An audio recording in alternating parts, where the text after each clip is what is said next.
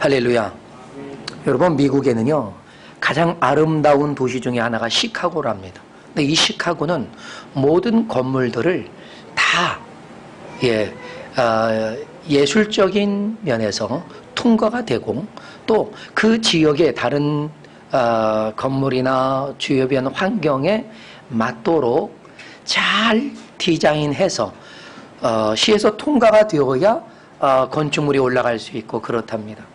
근데 그렇게 아름다운 도시, 그렇게 잘 갖춰진 도시에서 박람회가 있었습니다. 그러니 그 박람회 역시 얼마나 뛰어난 박람회였겠습니까? 그런데 그 박람회 한 부분에 종교 코너가 있었습니다. 뭐 온갖 종교들이요, 막 거기에서 휘황찬란하게 형형색색으로 자신들의 코너를 이렇게 장식을 하고, 그리고 뭐 온갖 자기 종교들을 나타낼 수 있는 것들을 많이 디스플레이 해놨습니다. 그런데 이 기독교 개신교의 이 코너는요, 많은 사람들이 지나가다가 갸우뚱합니다.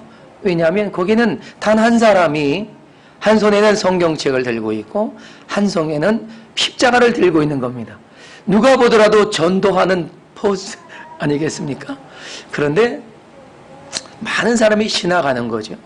옆에는 그냥 막 휘황찬란하고 막 형형색색으로 준비되어 있는데, 이 기독교 이 코너는 딸랑 한 사람이, 그것도 평범하게 생긴 한 사람이 한 손에는 성경책, 한 손에는 십자가를 들고 있다 하는 겁니다. 그래서 한 사람이 물었대요. 여보시오, 기독교가 도대체 다른 종교와 다른 게, 아니 다른 종교보다 좀 뛰어난 게 뭐 있습니까? 라고 했어요. 그랬더니 기다렸다는 듯이 그 안내원이 이렇게 설명합니다. 셰익스피어의 4대 비극 중에 하나인 맥버드를 아시지요? 네. 거기 맥버드가 자신의 성을 찾은 그 방문한 국왕 던컨을 살해하고 자신이 왕이 되지 않습니까? 그런데 그가 왕이 된 이후에 죄책감을 해결하지 못해서 잠을 이루지 못하고 나중에는 의사를 찾아가서 도움을 구하지만 그 의사도 말하기를 이 질병은 약이 없습니다. 당신만이 이 병을 치료할 수 있습니다. 그건 답이 없던 거예요. 돌아왔습니다. 그래서 그는 굉장히 고통을 하면서 이 땅에는 내가 나의 죄를 잊을 만한 것도 나의 죄를 씻어줄 만한 것도 아무것도 없구나 라고 한탄하는 것을 보지 않았습니까? 그러면서 그 안내원이 그런 말을 했답니다. 셰익스피어는 바로 이 맥버드라고 하는 이 비극적인 스토리를 통해서 이 땅에는 우리의 어떠한 죄도 씻어낼 수 있는 것이 없다.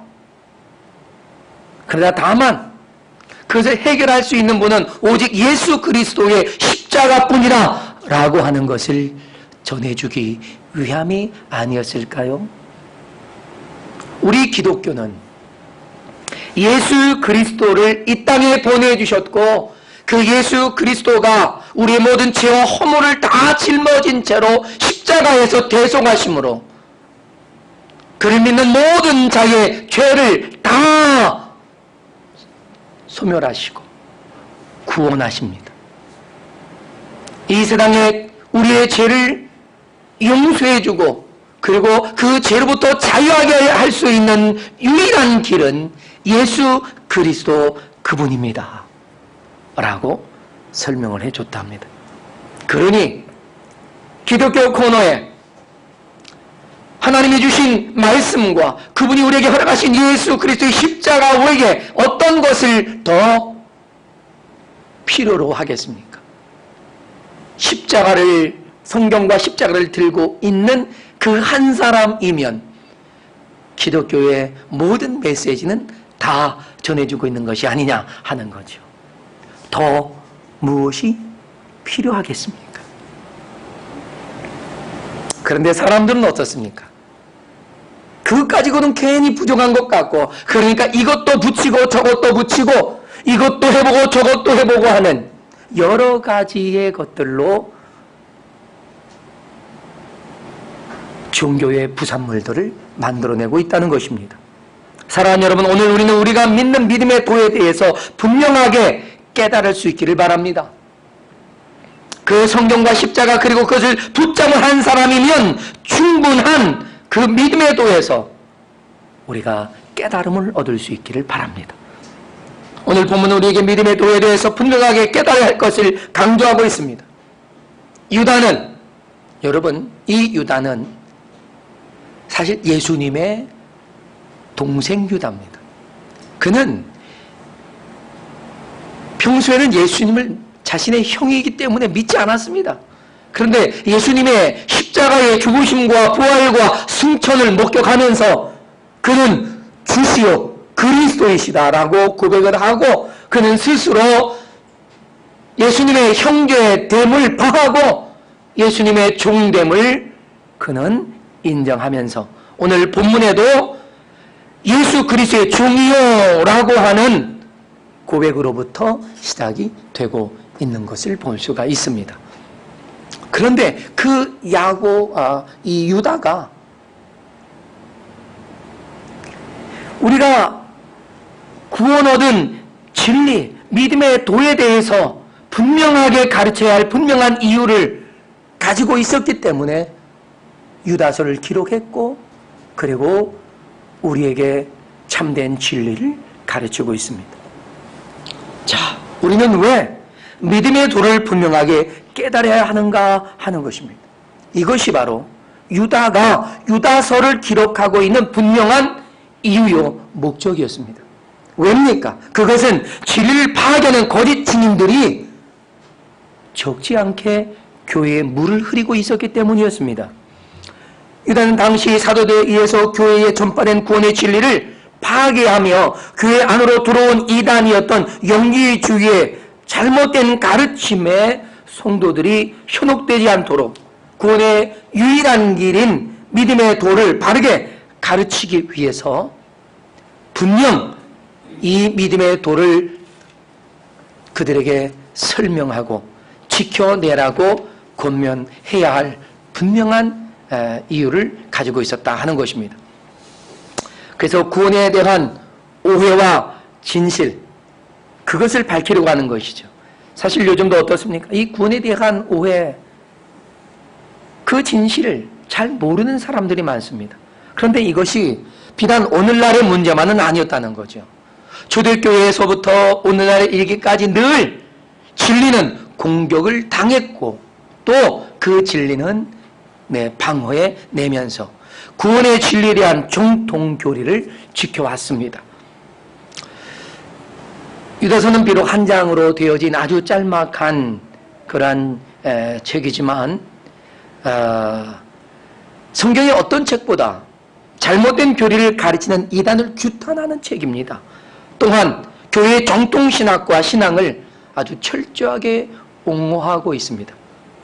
그래서 저는 앞으로 몇 주 동안 이 유다서에 있는 내용들을 여러분과 함께 나누면서 유다서에서 전하고 있는 메시지들을 통해 우리에게 주어진 이 믿음의 도, 우리가 단번에 얻은 이 구원의 진리에 관해서 함께 나누려고 하는 겁니다. 자, 여러분, 초대교회의 대표적인 두 이단이 있었습니다. 하나는 유대파 극단주의자들에 의해서 만들어진 에비온파입니다. 에비온파. 네. 이 에비온파가요, 사실은 이 모세의 율법의 전통을 굉장히 고수하면서 유일신 사상에 근거하고 있습니다. 그래서 어찌 보면 굉장히 맞는 이야기입니다. 그런데 너무나 맞는 것 같다 보니까 부정해야 할 한 부분이 생겨났습니다. 그게 무슨 얘기냐? 여호와 하나님 외에는 어떤 존재도 신의 지위를 부여할 수 없다라고 주장하는 겁니다. 맞잖아요. 그러면서 예수님의 신성은 있을 수 없다 라고 부정한 것이 에비온파입니다. 예수님은 우리와 동일한 인간일 뿐이라는 거죠. 단지 세례를 받으실 때 성령이 임재함으로써 하나님께 양자로 택함을 입었다라는 것입니다. 여러분 분명히 아십시오. 양자로 택함을 입은 자는 저와 여러분입니다. 할렐루야. 그러면 그리스도는 누구시냐? 성자 하나님이신 줄로 믿습니다. 네. 근데 이것을 주장하던 대부분의 사람들은 유대교 출신의 복음을 받아들인 사람들이었습니다. 하지만 이방인의 기독교인 수가 상대적으로 많아지면서 그들의 주장은 자연 소멸되기 시작해서 사실 에비온파의 영향은 초대교회에 큰 타격을 주지는 못했습니다. 하지만 그 잔재가 남아 있으면서 율법주의적인 사상을 복음 안에도 지켜가고 있었던 것입니다. 또 반대로 에비온파는 좀 전혀 반대의 이론을 가지고 있는 그 이단이 영지주의입니다. 교회를 아주 혼란스럽게 한 그 이단이 바로 이 영지주의였죠. 에비온파가 유대교 전통을 따르는 특징을 가지고 있었던 반면에 영지주의 추종자들은 힐랍 사상의 관점에서 기독교를 이해하고 있었습니다. 그들은요, 영과 정신은 선하고 그러나 반대로 육과 물질은 악하다라는 이론을 가지고 있습니다. 그래서 아주 극단적인 이원론을 그들은 주장하죠. 그러다 보니까요, 그들은 육은 영을 가두고 있는 감옥에 지나지 않는다라고 생각했던 거예요. 그래서 그 감옥에 구속되어 있는 영을 보호하고 살리기 위해 육의 소욕을 막 죽이기도 하고 그래서 금식하기도 합니다. 그런데 이것이 나중에는 어떻게 변질되느냐, 또다시 바뀌는 것이 영은 신성하고 육은 죄악으로 더럽혀져 있다. 그러나 영은 워낙 신성하고 거룩한 것이기 때문에 육의 어떠한 죄악으로도 그 영혼은 더럽혀지지 않는다라고 주장하는 것이 영지주의였습니다. 그러다 보니까 자연 무엇이 일어납니까? 도덕 폐기론이 되는 것입니다. 우리가 마음껏 죄를 짓고 살아도 우리의 영혼은 구원을 받아 천국에 가고 우리의 육신은 흙으로 지음받았으니까 그냥 흙으로 사라져버린다. 하나님의 저주와 진노를 받을 뿐이다 라고 가르쳤던 것입니다. 어찌 보면 굉장히 타당한 것 같고 또 그렇게 되어지면 좋겠다 하는 생각도 드는 거예요. 왜요? 마음껏 죄를 짓고 살 수 있으니까요. 죄를 지어도 구원에는 아무런 손상이 없다라고 여겼기 때문에 그래서 영지주의의 그런 잘못된 것을 영향을 받은 그리스도인들이 마구 죄를 지으며 도덕 폐기론을 주장했던 것입니다. 우리나라에 일어났던 구원파, 사실 이 구원파라고 하는 이름은요, 그들의 이름이 아닙니다. 그들은 대한예수교 침례회 이런 이름을 가지고 있습니다. 권신찬이 미국에서 들어온 독립선교사의 가르침을 받으면서 그가 복음을 접했는데 거기에 또 다른 그의 어떤 변질된 그 신앙관을 가지고 만들어낸 것이 지금의 구원파입니다. 이 구원파라고 하는 이름도 사실은 그가 지은 것은 아니고 여러분 이단을 맞서서 싸웠던 누구죠? 갑자기 생각이 안 나네. 탕명한 씨가 명명을 한 것입니다. 이 권신찬의 사위가 바로 유병원인 거죠. 이 유병원이 워낙 똘똘했답니다. 그래서 이 교회 안에 사업을 시작을 했던 거예요. 그러니까 그것에 못마땅한 이 요한이라고 하는 사람이 따로 그들의 종파를 만들어 나갑니다. 이러면서 구원파는 점점 하나씩 나눠지게 되는 거예요. 여러분 잘 아는 대로 기쁜 소식 선교회, 거기도 역시 이 구원파에서 갈라진 곳입니다. 이렇듯 이 구원파, 그들의 교리를 살펴보니까 그들의 교리가 어디서 왔을까? 바로 이 영지주의의 잔재들이었다라고 하는 사실입니다. 그러니 예수님을 믿는 그 지식을 알고 있기 때문에 그 지식을 가진 자는 그 지적인 것으로 인해서 구원을 얻은 거예요. 그 영혼이 구원을 얻었기 때문에 육신이 죄를 지어도 그것은 전혀 문제가 되지 않는다. 그래서 그들 역시도 도덕 폐기론자와 같은 그런 신앙관을 가지고 있었기 때문에 지난번 세월호 사건에서 보여준 구원파 신도들의 모습을 할 수 있었다 하는 것입니다. 사랑하는 여러분, 그런데 참으로 아주 요상한 것 말이죠. 진짜 세상은 요지경인 것 같아요. 네? 이 구원파들이 말하고 있는 그 극단주의적 이런 그 구원 이론에 전혀 반대해서 행위 구원론이 이 땅에 또다시 만연하고 있다는 것입니다. 천주교는 구원론에 대해서 가르치기를 예수 그리스도를 믿고 교회에서 세례를 받지 아니하였다 하더라도 예수 그리스도의 가르침을 여러 가지 방법으로 실천하는 모든 사람은 구원을 받는다 하는 것이 그들의 구원관입니다. 이런 그들의 행위 구원론은 모든 종교의 구원이 가능하다라고 하는 종교다원주의를 인정하게 되었던 것입니다. 어떤 종교를 가지고 있든지 그들이 착하게 살면서 그러면서 그리스도의 가르침을 따르는 것, 순전히 도덕적인 측면에서 바라봤습니다. 그러면 구원을 얻는다라고 하는 잘못된 구원의 교리를 만들어냈고 전파하기 시작했습니다. 이처럼 너무나 상반되는 구원론을 가진 이 두 이단들은 성경에서 가르치고 계신 구원을 너무나 큰 오해를 일으키게 했던 것입니다. 오늘 우리는 이런 잘못된 구원 교리에서 조금도 흔들림을 가져서는 안 됩니다. 올바른 구원에 대한 진리를 깨달을 수 있어야 합니다. 오늘 이 구원의 진리인 믿음의 도에 대해서 분명한 진실을 알아야 어떤 이단적인 잘못된 구원관이나 사이비 집단의 교활하고 거짓된 가르침에 결코 현혹되지 않을 수 있다라고 믿습니다. 그렇다면 믿음의 도란 무엇이냐 하는 것이죠.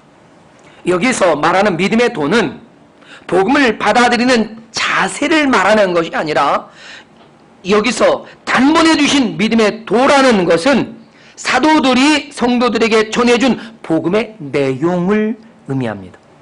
그러니까 예수 그리스도께서 사도에게 전해주신 복음을 사도들이 다시 성도들에게 전해주었던 그 복음으로 구원의 도리를 의미하는 것입니다.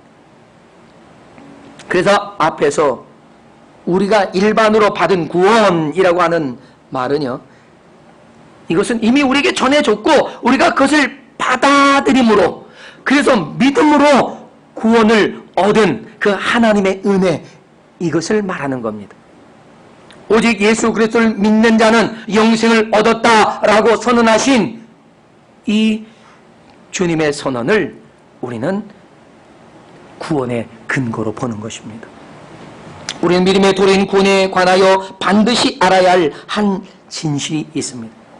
우리가 반드시 알아야 할 것은요, 이미 예수 그리스도께서 십자가에서 죽으심과 부활하심으로 이루어내신 구원의 길이 어떻게 우리의 구원으로 이루어지는가 하는 것에 대한 문제입니다. 우리 개혁주의 교회는요, 여기에 대한 분명한 구원에 관한 이해를 가지고 있습니다. 우리 인생은 죄를 범했기 때문에 이미 죽어 있는 상태에 있습니다. 그래서 하나님께서 먼저 우리를 거듭나게 하시고 새로운 생명을 주셔야만 된다고 하는 것입니다. 그래서 우리를 거듭나게 하시기 위한 하나님의 방법이 우리에게 적용되고 우리가 받아들이고 그러므로 인해서 우리에겐 거듭남이 이루어져서 거듭난 그리스도인의 인생을 살아가게 되고 그리고 그것이 우리가 하나님 나라 천국에 들어갈 때까지 우리의 노력, 우리의 또한 그 책임도 더불어서 이루어져야 그래야 우리에게는 구원이 완성된다라고 하는 것입니다. 거기에는 우리의 믿음이 발휘되고 우리가 성화되어져 가고 성도의 견인, 그로 인해서 우리는 구원에 이르게 된다 하는 것입니다. 여러분이 이해하기에 조금 어려울 수 있을 것 같아서 제가 조금씩 풀어서 여러분 말씀드리겠습니다. 여러분, 구원은요, 하나님께서 선택하신 백성을 하나님의 성령께서 역사하심으로 구원에 이르도록 도와주심으로 그것을 또한 우리가 받아들임으로 우리에게 이루어지는 것이다 하는 것입니다. 그런데 여기서 성령의 역사하심의 믿음을 발휘하여 받아들이는 것 역시 그 믿음도 성령이 주시는 역사라는 사실입니다. 성령이 역사하지 않으시고는 우리가 예수님을 그리스도라고 나에게 주라고 시인할 수 없기 때문에 그래요. 그러나 그 과정에도 우리의 의지가 필요했던 것입니다. 우리가 기계적으로 믿어지는 것이 아니라 하나님은 우리에게 예수 그리스도에 관한 복음을 전해주시고 그것을 내 안에 믿음으로 받아들일 수 있는 어떤 그러한 감동을 주셨을 때 그것을 내가 수용하고 받아들이며 아멘하고 예수님을 나의 구주로 영접하는 나의 책임이 주어졌을 때 그 책임을 감당했을 때 그 구원이 내게 적용되는 것이다 하는 것입니다. 그리고 우리는 어떻습니까? 우리가 그리스도의 장성한 분량에 이르도록 자라나는 것, 그것은 완전한 그리스도의 형상을 우리 안에 가져가도록 점점 그 분량을 채워가는 겁니다. 그것을 우리는 성화라고 말합니다. 이건 역시 성령이 도와주시는 것입니다. 우리 스스로의 노력을 가지고 성화되어져 가는 것이 아니라 하나님의 성령이 우리를 거룩하게 하시고 예수 그리스도의 장성한 분량에 이르도록 점점 자라나고 그리스도의 분량이 내 안에 점점 채워져 감을 통해서 우리는 성화의 과정을 가져가는 것입니다. 그리고 우리를 끝까지 구원에 이르도록 이끄시는 성령의 인도하심, 이것을 우리는 견인이라고 말하는 겁니다. 우리 역시 적극적으로 임해야 하는 노력과 수고로 함께 이것은 이루어지는 것입니다. 이렇게 하나님은 우리의 삶에 대해서 전적인 주권을 지니고 우리의 삶을 자신의 뜻대로 인도하시지만 그럼에도 불구하고 우리는 스스로 결정을 내려야 하며 그 결정에 대한 전적인 책임은 우리에게 있다라고 하는 것입니다. 그래서 예수 그리스도를 영접하는 자는 구원을 얻고 하나님의 자녀가 되지만 예수 그리스도를 영접지 아니하고 거절하는 자에겐 이미 하나님의 심판이 주어져 있는 것입니다. 매우 역설적이죠. 그러나 성경은 그 역설적인 서로 아주 극점에 있는 것들을 매우 조화롭게 믿음이라고 하는 것으로 이루어내고 있다고 하는 사실입니다. 요한복음 3장 36절은 이렇게 말씀하십니다. 하나님을 믿는 자에게는 영생이 있고 아들에게 순종하지 아니하는 자는 영생을 보지 못하고 도리어 하나님의 진노가 그 위에 머물러 있다라고 했습니다. 여러분, 제임스 패커 교수는 구원을 이루는 데 있어서 하나님의 주권과 인간의 책임은 모두가 실제다 그랬어요. 하나님이 주권적으로 우리를 구원하시지만 거기엔 우리의 그 책임도 함께 하나가 되어 이루어내는 것이다 하는 얘기예요. 실제적이다 그런 얘기죠. 그러니까 하나님의 주권적인 은혜와 구원의 과정에 대한 우리의 능동적인 참여로 우리의 구원이 이루어진다 하는 것이죠. 미국의 칼빈 신학교의 그 조직신학 교수로 오래 봉직했던 앤서니 후크마 교수는 구원을 이루는 것은 전적인 하나님의 은혜이지만 구원의 과정에서는 하나님과 신자들이 함께 관여하는 것이다 라고 했습니다. 아주 정확한 표현입니다. 구원을 하나님의 일인 동시에 우리들의 일이라고 말하고 있는 것이죠. 따라합시다. 구원은 하나님의 일이고 나의 일이다. 예.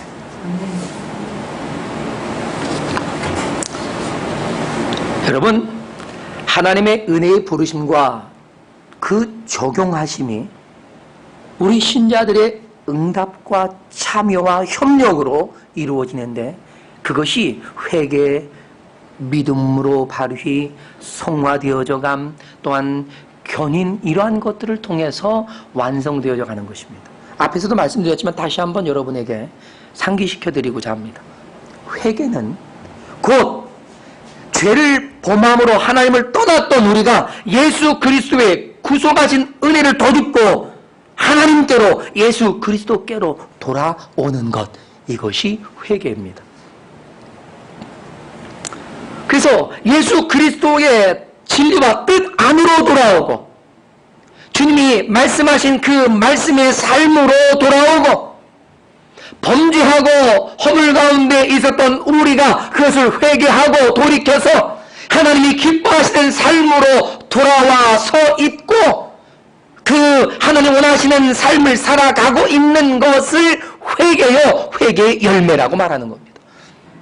단순히 내가 잘못했어 라고 고백하는 것이 회개가 아니라 그것은 회개를 시작하기 위한 첫 번째 단추라는 사실입니다. 여러분이 죄를 고백한다면 고백한 여러분의 고백이 다시 새롭게 우리의 삶을 바꿔갈 수 있는 의지를 가지고 내 삶을 새로이 하나님 원하시는 삶으로 살아갈 때 비로소 우리는 회개의 삶을 사는 것입니다.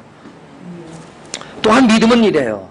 우리에게 성령께서 믿음을 발휘시켜 주십니다. 그리고 또 우리가 그 믿음을 발휘해서 그 믿음으로 받아들이는 거죠.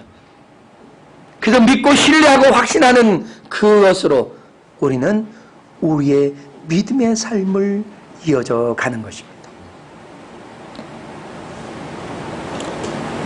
여러분에게는 이미 믿음의 진보에 관해서 여러 차례 여러분에게 가르쳤기 때문에 더 이상 설명하지 않아도 여러분은 믿음하면 예수 그리스도를 영접함으로 시작하여서 하나님의 영광을 돌려드리는 거기까지 이르는 것의 모든 순종의 삶의 믿음이다 라고 하는 것을 여러분은 기억하실 줄 믿습니다. 성화 역시 그리스도께서 우리를 변화시켜 주시는 과정에서 우리가 성령의 요구와 감동하심에 응답하는 형식으로 이루어져 가는 거예요. 응답하는 형식으로. 견인도 다시 한번 설명해 드립니다.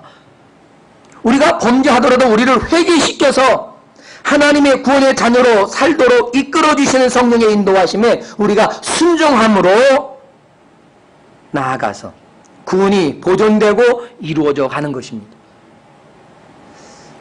제가요, 이 성수교회에서 청년들을 지도할 때 청년 리더들을 데리고 이제 청년들 리더 MT를 갔어요. 리더십 코스를 이렇게 해가지고 갔어요. 가서 1박 2일, 2박 3일 하고 돌아오는 길에 이 양수리를 지나서 서울로 빠져나오는 길에 그 언덕 있잖아요. 그 언덕으로 오다가 제가 끌고 든 차가 엔진이 멈춰버렸어요. 부르릉 하더니 멈추는 거예요. 조용하게 달리더라고요. 왜 조용할까? 보니까 엔진이 멈춘 상태로 가는 거예요. 그래서 차를 옆에다 대놨어요. 제 뒤에는 우리 청년들이 4명이 타고 있었어요. 또 다른 한 차는 이제 먼저 그 12명이 다 채워져서 이제 갔습니다. 그래서 이제 열어봐도 안 와요. 보험회사에 전화했더니 견인차가 왔어요. 그래서 제 차를 그 이 견인차 위에 딱 올려가지고 그래서 정비소까지 가가지고 거기에서 잘 고쳐서 다시 한번 부릉부릉 해가지고 제가 차를 몰고 집으로 왔습니다. 바로 이것이 견인이에요. 성도의 견인은 우리의 힘으로 막 가져갈 수 없을 그때에 하나님께서 우리를 견인해 이끌어 주시는 거예요. 그러므로 우리가 하나님의 인도하심을 받아서 또다시 구원의 삶을 살아가게 하는 것이죠. 그런 과정을 통해서 우리는 우리의 구원을 완성해 간다 하는 것입니다. 이런 구원의 과정에서 여러분 가장 중요한 1차적인 그 필요는 하나님의 전적인 은혜가 있어야 하는 것입니다. 그리고 그것을 응답하고 따라가는 우리의 책임이 뒤따름으로써 우리에게 구원이 완성된다. 제가 지금 이 이야기를 여러분께 지금 2번 반복했습니다. 결코 잊지 말라는 것입니다. 이것이 개혁주의 교회가 가르치고 있는 구원관입니다. 하나님께서 이루어 주신 구원의 길을 우리가 믿음으로 받아들임으로써 나에게 구원이 이루어지는 것입니다. 내가 받아들였다면 이제 받아들인 삶을 우리의 삶을 통해서 끝까지 보존하고 유지해가는 것이 우리가 구원을 완성해가는 또 하나의 우리의 몫이라는 사실을 기억하시기를 바랍니다. 따라서 예수 그리스도께서 십자가에서 우리를 구원하시기 위해 대속하여 죽으심과 부활과 승천과 다시 오실 것을 믿는 것이지요. 우리의 구원은 바로 이렇게 오직 예수 그리스도의 십자가와 죽으심과 부활을 통해서만 이루어질 수 있는 문제지 어떤 선의 행위를 통해서 이루어지는 것이 아니다. 또 하나 그 영혼이 우리의 육신의 죄와는 전혀 상관없이 무조건 구원을 얻는 것도 아니다 하는 것을 알아야 합니다. 그렇기 때문에 우리는 이 구원에 관해서 잘 이해하고 할 필요가 있습니다. 잘못된 구원론에 너무나 많이 젖어버린 한국 교계는 빨리 다시 깨어나서 진정한 구원의 자리를 다시 회복하고 그리스도인의 거룩한 삶을 다시 일으켜 살려야 한국교회의 미래가 있을 줄로 압니다. 자, 그렇다면 이러한 믿음의 도, 이 절대적인 진리를 누가 파괴하려고 하는가 하는 것입니다. 그건 마귀 아니겠습니까? 그리고 그 마귀를 추종하고 있는 여러 이단들과 사이비들이 아니겠습니까? 여러분, 이번 교황 방문은요, 한편으로는 매우 고마운 부분이 있습니다. 그것은 교황의 몸에 배어있는 낮은 자세로 겸손과 충빈한 생활을 통해서 도덕적인 도전을 우리에게 주었다라고 하는 것. 사실 우리 그리스도인에겐 이런 도덕적인 회복이 매우 필요합니다. 이런 면에서 도전을 주었다면은 그것은 긍정적인 부분이라고 할 수 있습니다. 그러나 한편으로는 아주 몹쓸 짓을 하고 갔다는 사실을 우리는 기억해야 합니다. 그것은 구원이 행위로 얻을 수 있는 것이라는 잘못된 구원관을 이 땅에 에볼라 바이러스처럼 퍼뜨리고 갔다는 사실입니다. 그로 인해서 이 땅에 우리 인생의 유일한 구원의 길이요 진리요 생명이신 예수 그리스도가 더 이상 구원의 오직 한 길이 아닐 수도 있다라고 하는 잘못된 생각들을 퍼뜨리고 갔습니다. 이렇게 비뚤어진 구원관을 남긴 이상 그 비뚤어진 구원관을 바로 잡는 일은 이제 우리들의 몫이 돼버리고 말았다 하는 것입니다. 마귀는 믿음에도 자치를 변질시키려고 합니다. 그래서 구원의 좁은 문 자체도 닫아버리려고 하는 것이지요. 가뜩이나 이 땅에 구원파와 같은 이단이나 신천지 같은 사이비 집단의 소임미스로 인해서 구원의 진리가 가려졌는데 여기에 교회의 황제로 군림한 교황이라는 이름으로 그것도 예수님보다 더 의롭고 거룩한 것처럼 자신의 모습을 보이려고 했던 그의 애쓴 모습이 예수 그리스도의 복음을 마치 공용 화장실 쓰레기통에 내어버려 던져진 것 같은 느낌이 들어서 안타깝습니다. 마귀 그놈은 어떻게 해서든지 구원의 길을 보이지 못하게 하고 어떤 거짓을 통해서도 구원의 길을 가리려고 합니다. 그래서 눈이 있어도 보지 못하게 합니다.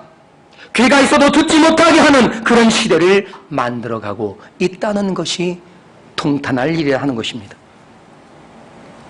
예수님은 요한계시록 3장 17절로 19절에 이렇게 분명하게 경고하고 계셨습니다. 네가 말하기를 나는 부자요 부요하여 부족한 것이 없다 하나 내 곤고한 것과 가련한 것과 가난한 것과 눈먼 것과 벌거벗은 것을 알지 못하는도다. 내가 너를 권하노니 나에게서 불로 연단한 금을 사서 부요하게 하고 흰 옷을 사서 입어 벌거벗은 수치를 보이지 않게 하고 안약을 사서 눈에 발라 보게 하라. 모른 내가 사랑하는 자를 책망하여 징계하노니 그러므로 네가 열심을 내라 회개하라고 하셨습니다. 우리가 눈이 있다면 봐야 합니다. 귀가 있다면 들을 수 있어야 합니다. 그러나 마귀의 소리와 마귀가 행하는 짓을 보는 눈이 아니라 그것을 분별해낼 수 있는 변별력을 가지고 있어야 할 뿐 아니라 또한 진리를 알아볼 수 있는 그러한 진리의 눈도 가져야 합니다. 그래서 성경은 귀 있는 자는 성령의 교회들에게 하시는 말씀을 들을지어다 라고 하셨습니다. 지금 이 세상은 하나님의 구원의 길인 믿음의 도를 보이지 않게 하려고 합니다. 이런 시대에 우리 그리스도인은 세상의 빛이 되고 또한 세상의 진리를 위한 이정표가 되어야 할 줄로 믿습니다. 세상이 그 구원의 길을 볼 수 없을 때에 우리는 여기에 그 구원의 길이 있다고 이것이 진정한 구원의 문이라고 가르칠 수 있어야 합니다. 여러분, 그것이 우리 그리스도인 된 저와 여러분의 사명인 줄로 믿습니다. 이제 우리는 왜 믿음의 도를 위해 힘써 싸워야 하는가 하는 것을 나누려고 합니다. 오직 구원은 믿음의 도를 통해서만 이루어지기 때문이라는 사실을 여러분 기억하십시오. 여러분, 오늘 본문에서 힘써 싸우라고 말하고 있습니다. 근데 여기서 힘써 싸우라고 하는 단어는 에파고니제스타이라는 에파고니제스타이. 그런데 이 원래의 뜻이 뭐냐? 레슬링 선수가 경기하면서 온 힘을 다 써가며 경기하듯이 우리 온 힘을 다해서 싸워야 한다라고 하는 그런 의미입니다. 올해 인천에서 열리는 아시안 게임이 한 달도 남지 않았죠. 요즘 공중파 TV 3방에서는 계속해서 그 국가대표들이 어떻게 구슬땀을 흘리고 연습하고 있는지를 보여주고 있습니다.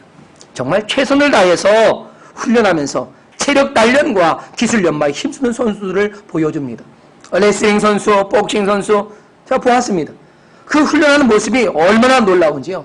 우리 같은 경우는 단 5분도 못하고 기절할 정도의 강한 그런 훈련을 매일 몇 시간씩 하루 종일 그냥 그러고 있는 것을 봅니다. 여러분 아는 이영표 그 축구 선수가 아주 명언을 많이 남겼더라고요. 그래서 당신이 그렇게 훌륭한 선수로 성공할 수 있었던 비결이 뭡니까? 라고 물었더니 아주 간단하게 대답합니다. 나의 라이벌보다 내가 더 열심히 훈련하면 됩니다. 하는 말을 했습니다. 그리고 더 열심히 뛰면 되는 거예요. 더 열심히. 여기에 답이 있다는 사실을 아십니까? 야곱이 그 야복강 나루토에서 천사와 씨름할 때 그가 온 힘을 다해서 씨름하고 그리고 야곱에서 이스라엘로 그의 인생이 바뀌는 놀라운 복을 얻을 수 있었던 것처럼 우리가 잘못된 구원관으로 구원의 길을 가로막고 있는 바로 그 비진리들 앞에 우리는 이 진리를 지켜내기 위해 먼저는 나 자신에게 준 하나님의 구원을 지켜내기 위해 우리는 혼심을 다해야 할 뿐 아니라 또 하나 우리 주변에 허락하신 많은 영혼들을 함께 구원하기 위해 우리는 나의 온 힘을 다 써서 싸워가야 할 줄로 믿습니다. 사랑하는 여러분, 다시 한번 말씀드립니다. 구원의 진리는 오직 하나입니다. 믿습니까? 예수 그리스도를 나의 구주로 믿는 것입니다. 예수 그리스도께서 나를 구원하시기 위해 십자가에서 나의 죄를 대신해서 죽으셨고 다시 살아나셨습니다. 하나님께서 성령을 우리에게 보내주셨고 그 구원의 길을 믿게 하심으로써 우리는 거듭났습니다. 그리고 그런 우리는 하나님의 주권적인 그 은혜를 믿음으로 받아들이고 회개하고 성화에 이뤄가고 성령의 주도적인 그 성도의 견인에 우리가 신실함으로 응답하며 따라갈 때 비로소 구원이 이루어진다라고 하는 것입니다. 우리가 구원을 얻기 위한 다른 길은 없습니다. 결단코 없습니다. 오직 예수 그리스도를 믿고 응답해야 한다는 사실입니다. 구원 그것은 하나님의 주권적 은혜에 이르면서 우리의 응답과 책임을 통해 이루어지는 우리의 일입니다. 믿음을 위한 우리의 싸움은 나의 믿음을 지키기 위해서만 싸우는 것이 아니란 말입니다. 우리 주변에 많은 영혼들을 구원하기 위해서도 그들이 이 구원의 진리를 발견하게 하기 위해서도 우리는 힘써 싸워가야 하는 것, 그것이 이제 저와 여러분에게 주어진 우리 인생의 미션이라는 사실을 기억하시기를 바랍니다. 사랑하는 여러분, 예수 그리스도께서 저와 여러분의 죄를 대신하셔서 십자가에서 대속하여 죽으셨음을 믿으십니까? 믿습니까? 아멘. 십자가에서 죽으신 예수님이 3일 만에 다시 살아나신 것을 믿으십니까? 아멘. 부활하신 주님이 승천하셨고 다시 오실 것 또한 여러분 믿고 계십니까? 그렇다면 이제 하나님께서 우리를 위해 하신 일은 다 하신 겁니다. 이제 우리가 해야 할 일만 남았다고 봐야죠. 아니 엄밀히 말하자면 하나님은 하나님의 성령을 우리에게 보내주셔서 성령과 더불어 우리가 합력하여 구원을 이루어낼 일만 남겨두셨단 말입니다. 우리가 성령의 감동을 받으면서 응답하는 것이 남아진 겁니다. 주님께 응답하면서 우리가 해야 할 일을 우리의 책임을 다해야 한다는 것입니다. 믿음으로 주님의 요구에 응답하는 것입니다. 우리가 해야 할 일은 주로 믿음으로 성령에 이끌려가는 것입니다. 할렐루야. 아멘. 우리의 구원은 그렇게 이루어지는 것입니다. 구원의 진리는 오직 하나인 예수 그리스도이심을 우리는 결코 잊어서는 안 됩니다. 어떤 것도 무엇과도 타협할 수 없습니다. 그리고 그 구원의 과정에 하나님의 은혜와 우리의 응답만이 필요하다는 사실을 여러분 아셔야 합니다. 이제 그 구원이 우리에게 이루어졌음을 감사하고 그 구원을 완성해 나가는 우리가 되도록 성령의 기름 부으심이 끊임없이 여러분에게 주어져야 할 것입니다. 이 시간 다 같이 일어나겠습니다. 그리고 그 구원을 이루신 예수 그리스도의 구속의 은혜와 하나님의 그 무한하신 사랑과 성령의 감동하심을 찬양하며 감사의 고백을 드리십시오. 그리고 내 삶에 함께 동행하시며 이끄시는 성령의 이끄심에 내가 어떻게 응답해야 할지를 하나님 알게 하시고 내 온 마음과 힘을 다해서 응답하여 순종해 나갈 수 있도록 성령께서 오늘 이 시간 우리에게 성령으로 기름 부어달라고 우리의 간절한 마음으로 우리 하나님 앞에 기도하며 나아가겠습니다. 할렐루야.